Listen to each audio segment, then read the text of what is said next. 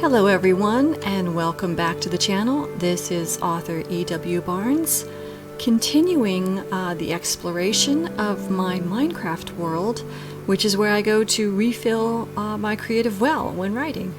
And today I thought we could go for a walk. So we're going to start at Farm Island, which you have seen before.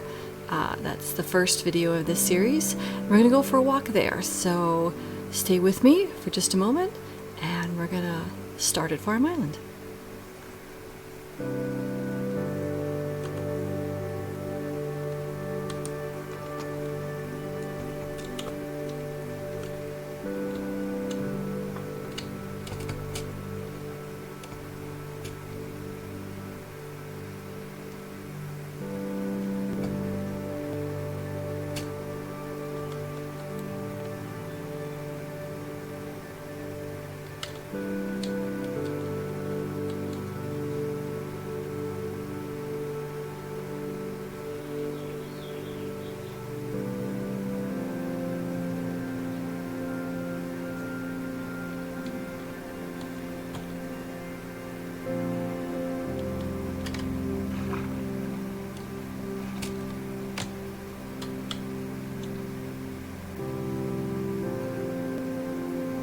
So here we are at Farm Island and at the bridge that leads to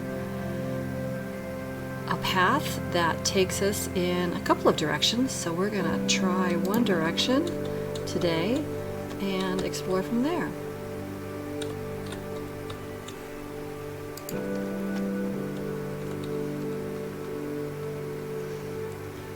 So as you can see, we can go either to the left or to the right. And today we're going to go right.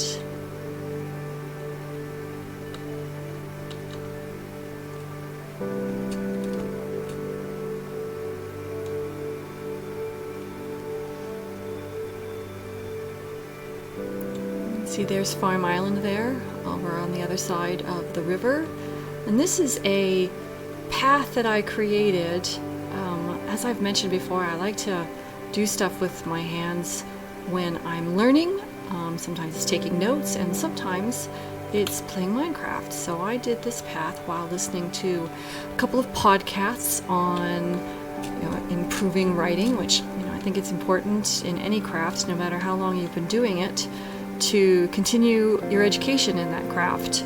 Now, that being said, I have not been a writer for that long, so I think learning my craft and better understanding my craft is important. So refilling the creative well, refilling my understanding, and playing at the same time. I think that's a fun deal. As you can see, there is a witch's hut over here.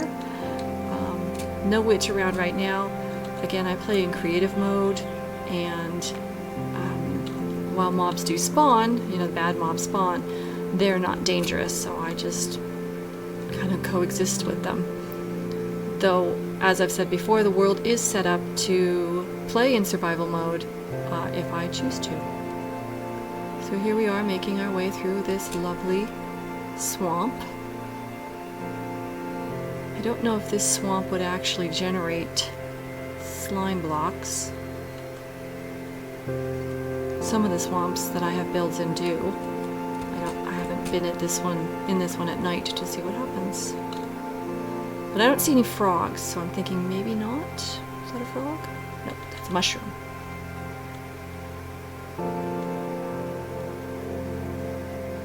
I have another build where the frogs are everywhere, and I like them. I think they're cute. Though I am very disappointed that Minecraft did not see fit to include the fireflies that they were talking about doing was it the last update? I guess they were going to have the frogs eat the fireflies, but the fireflies are poisonous to frogs in real life. Which was, they have to do what they have to do, but I was disappointed. Seeing as that this is a made-up world, could there not be fireflies that are not eaten by frogs, maybe? Hello, cow. And not have that issue come up? But anyway, they had to do what they had to do, and I respect that. It's a creative decision. I'm all about making creative decisions. And there we are with no fireflies. Ah, well. So up ahead is a build that I put in place again while I was listening to that podcast. Just kind of whipped out a little house there. And it's also good because, this particular walk, I think, takes me, if I start from Rose Landing and come all the way over here, we are at the end of a day. As you can see, the sun is setting. So in survival mode, we want to take advantage of having a rest stop in place. I do think there is a bed up here because I try to equip most of my stops with beds. There we go. Yep. And so we can just sort of watch the sun go down and the shadows creep across the land. I like having a lot of windows available. I think it's one of the things that makes Minecraft so cool, is that there's a distinct beauty to it. And I like to enjoy that beauty through a lot of windows. So we'll sit here for a while, watch the clouds turn pink, and now we can see the stars, and I should be able to sleep now. There we go.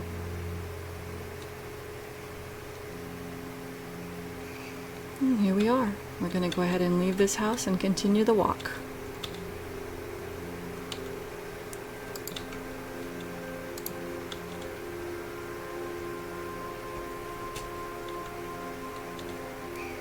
So the rest of this path now takes us into a dark forest or roof forest.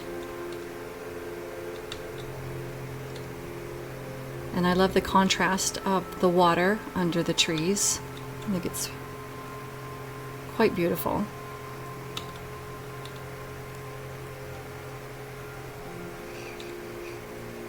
And we can see in the distance it opens up a little bit and goes back into a swamp. And I love how the biomes intermingle and shift and change, and you can get so much different plant life, different trees, different environment in a very short distance.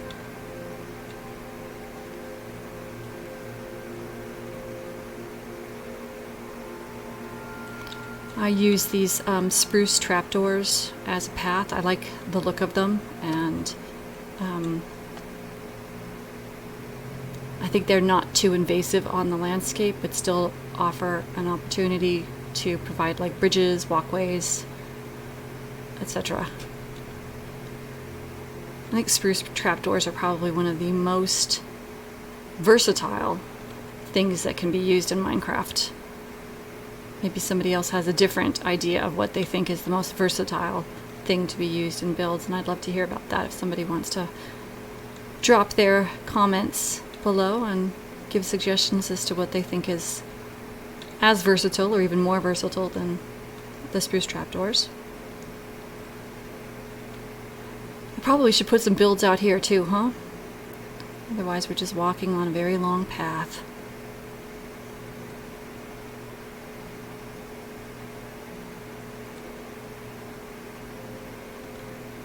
It was right here I was building this little crossover when I was listening to about how to write romance in a story. I'm not a big fan of romance, but I do think that some romance is important in a story because it's part of the human condition.